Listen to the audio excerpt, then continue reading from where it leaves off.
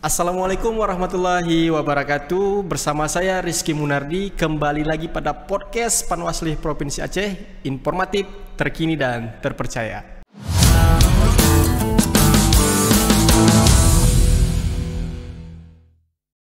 Ya, hari ini kita sudah kedatangan tamu yang sangat luar biasa istimewa, teman diskusi, teman ngopi.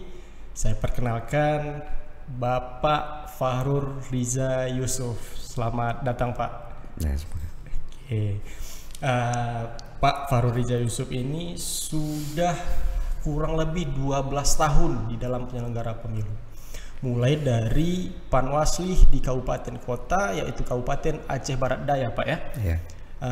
Kemudian ke Panwasli Provinsi Aceh sejak tahun 2013 hingga sekarang tahun 2025.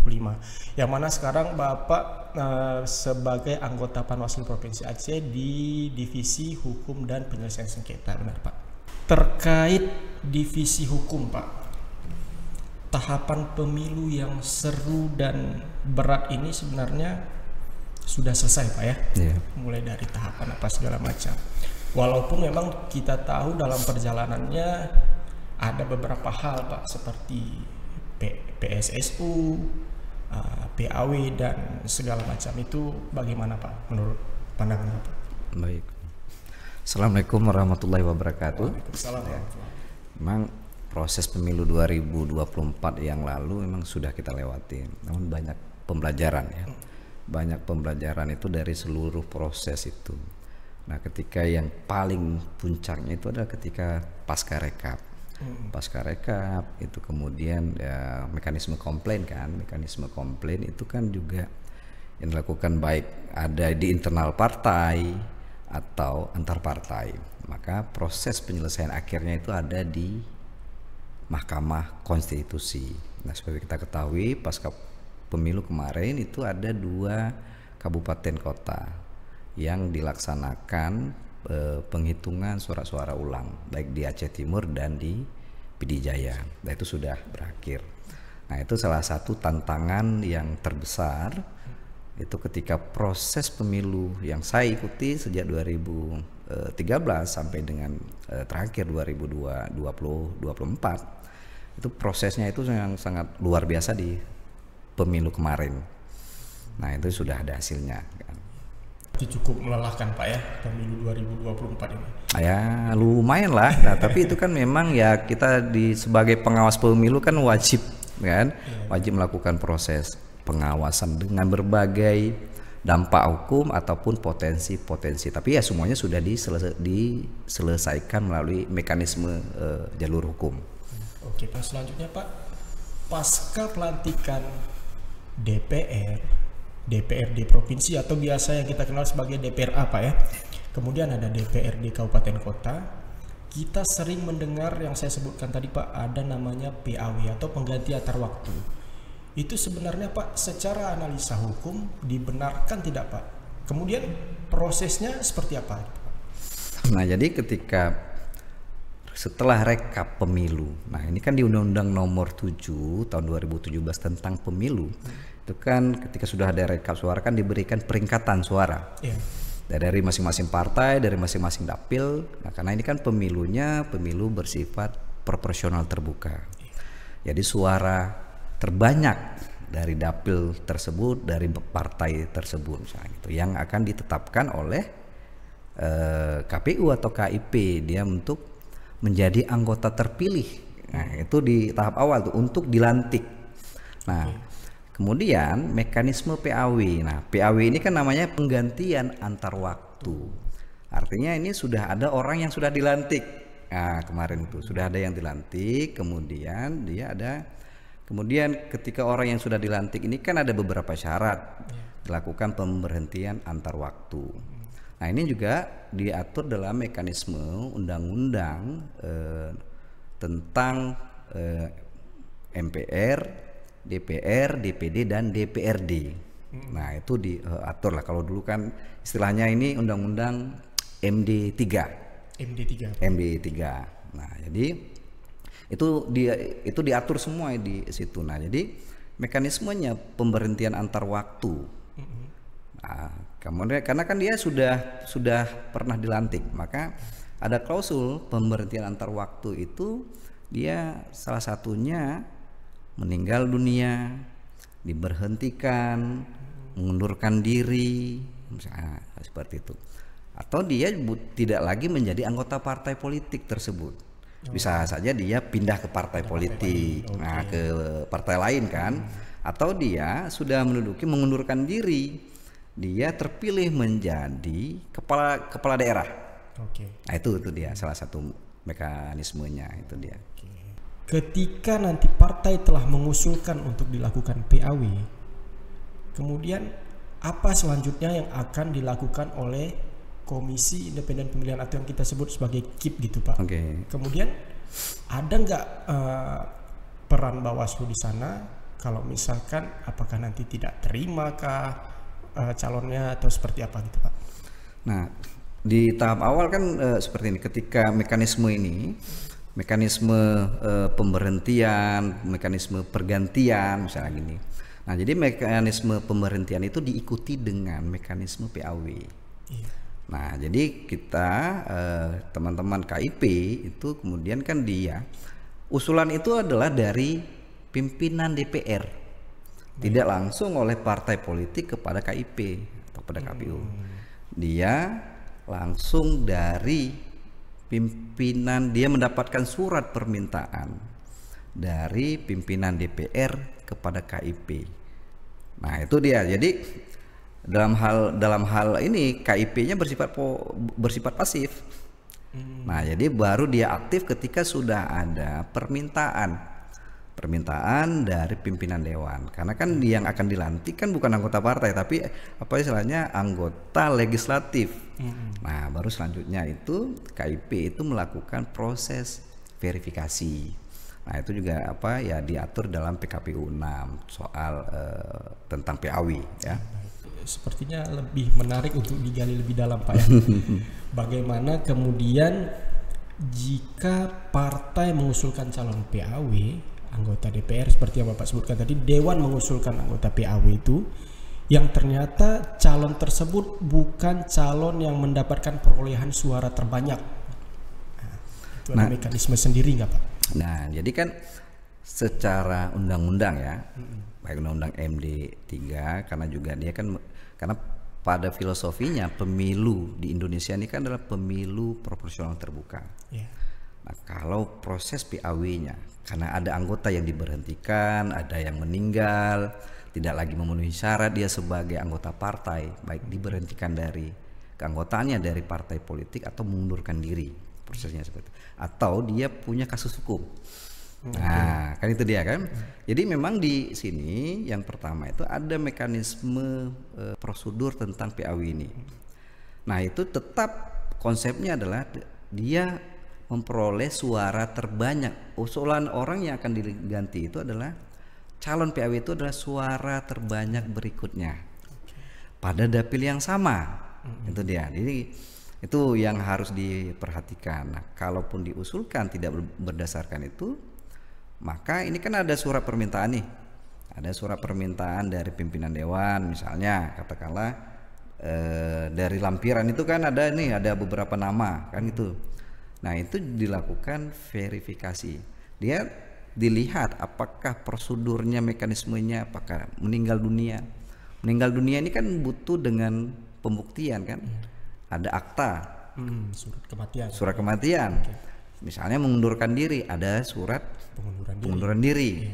Kemudian katakan diberhentikan, ada surat pemberhentian dia dari partai yang mengusung dia dulu. Atau misalnya ada putusan pengadilan, ingkrah, atau ada juga itu misalnya dia diberhentikan, ada sidang kan, dia melanggar kode etik anggota dewan misalnya, seperti itu kan ada putusannya. Misalnya itu yang mekanisme pergantiannya. Oke Pak, jika terjadi keberatan dari calon anggota yang diberhentikan oleh partainya Pak, sebagaimana tadi yang akan selanjutnya diganti oleh PAW-nya, kira-kira bagaimana upaya penyelesaiannya Pak? Nah kalau dalam proses pergantian itu, misalnya kita ambil contoh lah ya kan, dia diberhentikan dari keanggotaan partai politik, misalnya gitu kan. Itu kan internal partai. Nah itu dia, itu internal partai. Dalam hal ini misalnya Bawaslu dan KPU itu dia bersifat pasif. Nah jadi memang mekanismenya itu dia. Jadi di undang-undang partai, jadi anggota partai politik itu silahkan saja dia mengadopsi atau mengacu pada undang-undang partai politik, itu diatur. Ketika terjadi perselisihan, ini kan perselisihan secara internal partai politik, dia bisa saja dia mengajukan keberatannya itu ke majelis partai politik. Nah dalam hal ini ketika dia sudah mengajukan keberatan ke partai politik, proses PAW ini menunggu surat keputusan misalnya dari majelis partai, misalnya seperti itu. Pun kalau seandainya kalau tidak, dia yang bersangkutan tidak melakukan prosesnya itu, menerima apapun putusan dari majelis partai, maka proses PAW dilanjutkan. Nah ini kan juga ada juga sering dia melanjutkan proses, dia tidak menerima,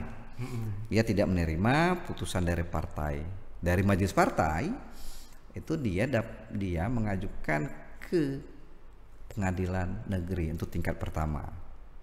Nah, upaya terakhirnya adalah dia bisa mengajukan ke Mahkamah Agung. Itu upaya final terakhir. Selama proses itu, maka proses PAW itu menunggu putusan ingkrah.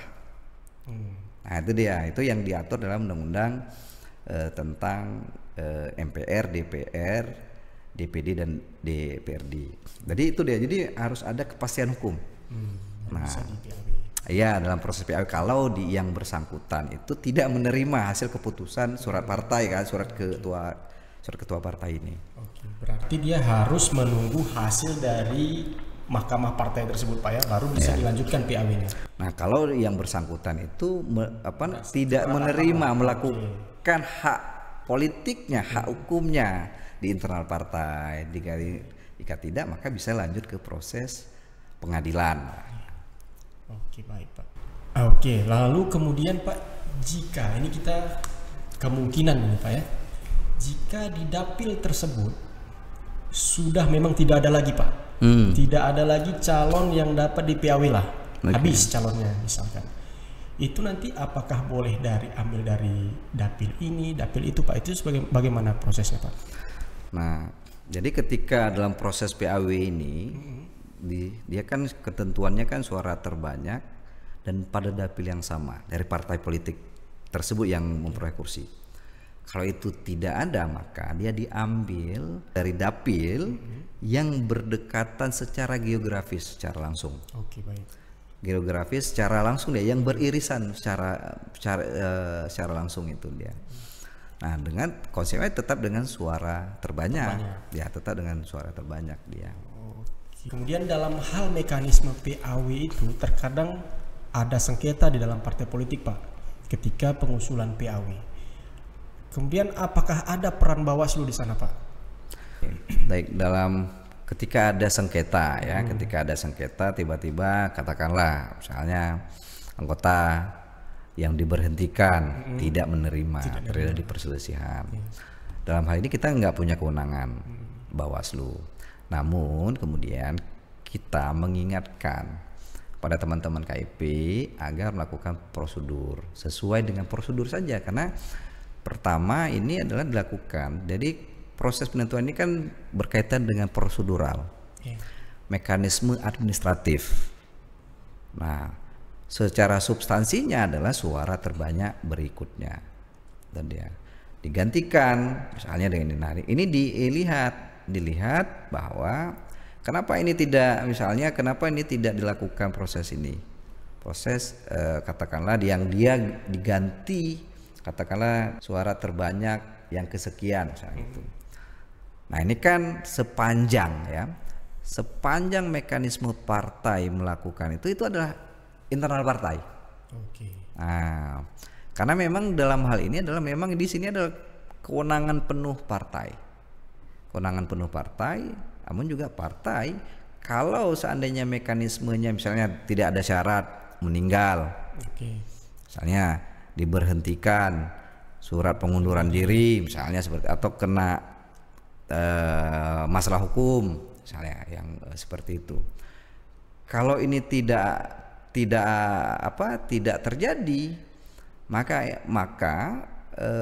KPU ini bisa menyurati kembali, melakukan telaah. Nah, karena kan profesional terbuka kita ini, suara terbanyak berikutnya.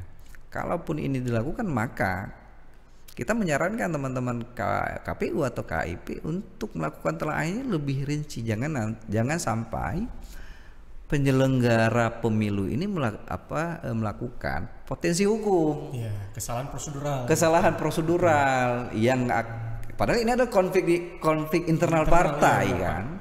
Jangan sampai kita sebagai pengawas atau lembaga penyelenggara pemilu itu ada dampak hukum. Jadi kita taat saja dengan prosedur itu, karena toh sudah diatur melalui undang-undang MD 3 undang kan. Sudah ada PKPU nomor 6 2017 dan PKPU perubahan nomor 6 tahun 2019 yang mengatur mekanisme itu soal PAW.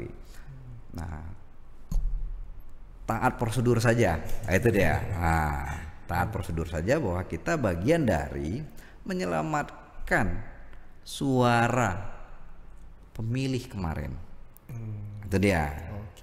Nah, ya terlepas konflik di internal partai, kita nggak ada penyelenggara dan pengawas pemilu ini nggak boleh masuk. Ini ranah internal partai dan ada kewenangan partai itu. Sepanjang prosedur itu dipenuhi, laksanakan. Oke, itu dia tadi ilmu yang sangat luar biasa berkaitan dengan penggantian antar waktu, prosesnya, mekanismenya, apa yang harus dilakukan baik dari penyelenggara pemilu hingga masalah internal partai. Oke, saya pikir itu saja. Sekian dari kami. Terima kasih Pak atas ilmunya. Sama-sama. Baik sahabat Bawaslu, sampai jumpa di podcast selanjutnya. Podcast Panwaslu Provinsi Aceh, informatif, terkini, terpercaya. Wassalam.